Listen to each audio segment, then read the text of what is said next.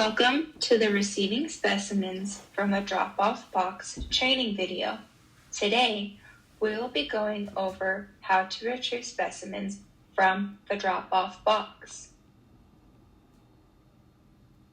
Objectives. At the completion of this training, laboratory employees will be able to retrieve specimens from home health nurses and patients from the drop-off box under minimal supervision 100% of the time.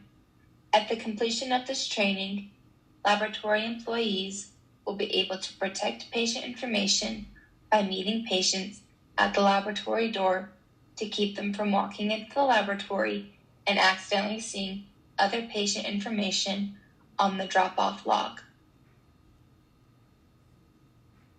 Scenario number 1. A new home health nurse needed to drop off a specimen but didn't know where to go. Steps for receiving specimens from home health nurses and patients. Home health nurses. Step 1. Go to the biohazard door. Step number 2. Verify that the name and date of birth is on the specimen along with a completed order form. Step number 3. Nurses will put the specimen in the drop-off box. Step number 4. Have the nurse fill out the drop-off patient log.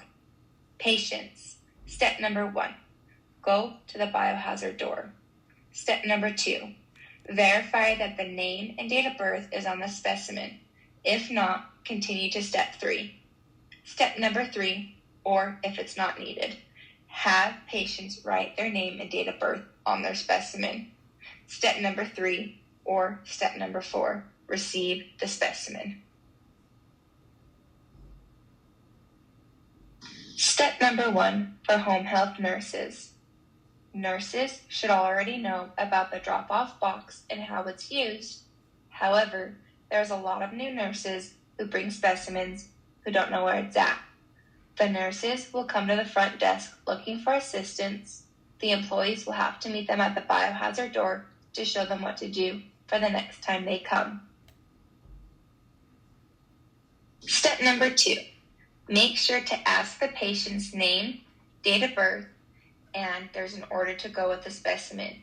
And that order has a diagnosis code and a physician's signature, or the employee can't accept it due to the policy and procedures of specimen handling by the laboratory.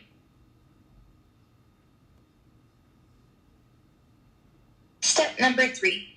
Have the nurse put the specimen in the biohazard box. Finally, have the nurse fill out the drop-off specimen log. This is filled out in case there are any problems with the specimen or if the tech has any questions. Specimen drop-off log. This is the specimen log for nurses' use only. Nurses need to have the patient's first and last name, their date of birth, the drop-off time, the collection time and date, the agency that the nurse is with, the nurse's name, their contact number, and the tests that are needed to be completed. Scenario number 2. A patient is dropping off their specimen. Step number 1. There is a sign on the biohazard door that states the patients have to see the front desk first before dropping off their specimen. However, patients will still try and give you their specimen over the counter. That is a big no, because the front office is supposed to be sanitary, so no specimens are to be received over the counter. Patients will have to be told to follow the signs to the biohazard door and that you will meet them there. They cannot come into the laboratory due to hazardous materials and patient information. Step number 2. You will have to make sure that both their name, date of birth, and the time of collection is on their specimen.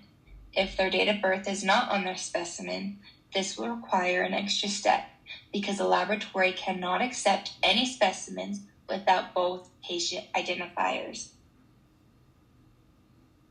Step number 3. Finally, you can take the specimen from the patient. The employee should then direct the patient to get registered. If the patient didn't have both their name and the date of birth, this will not be the final step.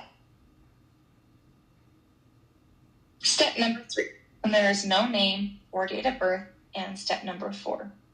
This step is only needed if the patient doesn't have their name, date of birth, or both on their specimen. Step number 4. Once the patient puts their name and date of birth on their specimen, the employee may retrieve it. Patients will most likely not put both their name and date of birth if their physician's office doesn't tell them to write it on their collection kit.